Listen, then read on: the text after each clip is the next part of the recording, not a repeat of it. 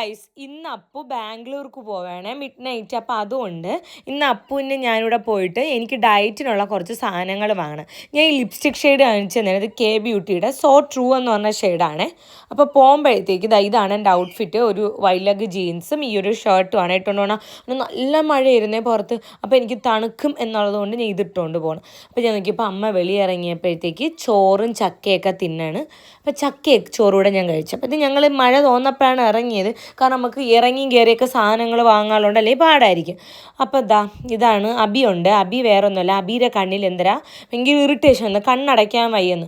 പണ്ട് ഞാൻ സ്കൂളിൽ പഠിക്കണം 10ൽ പഠിച്ച സമയത്ത്, 10ല +1 പഠിക്കുന്ന സമയത്ത് എൻ്റെ കണ്ണിൽ എന്തോ അകത്ത് പൊത്ത് കയറിയിരുന്നു. പക്ഷേ എനിക്ക് കണ്ണടയ്ക്കുമ്പോൾ എന്തൊരു ഒരു മുള്ളിൻ്റെ മണ്ടയൊക്കെ അടയ്ക്കണമെങ്കിൽ പക്ഷെ നോക്കിയപ്പോൾ എൻ്റെ കണ്ണിൻ്റെ വെള്ള ഭാഗത്തിൽ ഒരു കുപ്പിയോട് ഇങ്ങനെ പൊത്തിരുന്നായിരുന്നു. പക്ഷെ എനിക്ക് വായിച്ചാൽ ഒരു പ്രശ്നമൊന്നും പറ്റിയില്ല.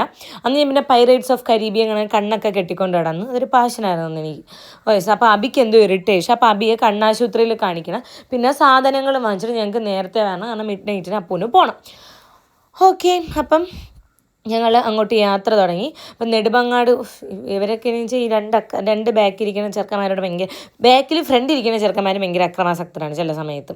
ഓക്കെ, അപ്പം നമ്മൾ കണ്ണാശുപത്രിയിൽ ഡോക്ടറിനെ കാണിച്ചപ്പോൾ ഡോക്ടർ പറഞ്ഞു വേറെ ഇഷ്യൂ ഒന്നുമില്ല, കണ്ണിൻ്റെ മുകളിൽ എന്തോ അകത്തിങ്ങനെ തടിച്ച് കിടപ്പുണ്ട്. അപ്പോൾ കണ്ണിലൊഴിക്കാൻ മരുന്നൊക്കെ തന്ന് അങ്ങനെ മരുന്നൊക്കെ വാങ്ങിച്ചുകൊണ്ട് ഞങ്ങൾ നേരെ ചാലയിലോട്ട് പോയി.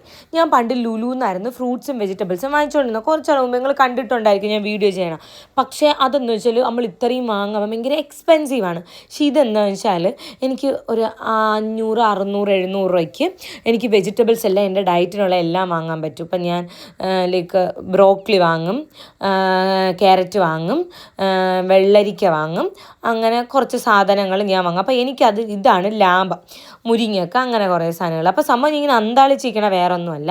ഞാൻ അവിടെ ചെന്നപ്പോഴേ കുറേ പുതിയ വെജിറ്റബിൾസ് ഞാൻ ഇതുവരെ കണ്ടിട്ടില്ല. അപ്പം ഞാൻ നോർത്ത് ഇന്ത്യൻ ചേച്ചിയാണ് ഞങ്ങൾ അടുത്ത് നിന്ന്. അപ്പോൾ ഞാൻ ചേച്ചിയുടെ അടുത്ത് ചോദിച്ചു, ചേച്ചി എന്താണ് സംഭവം എന്നുള്ളത്. അപ്പോൾ ആ ചേച്ചി പറഞ്ഞു തന്നായിരുന്നേ എന്തൊക്കെയാണെന്നുള്ളത്.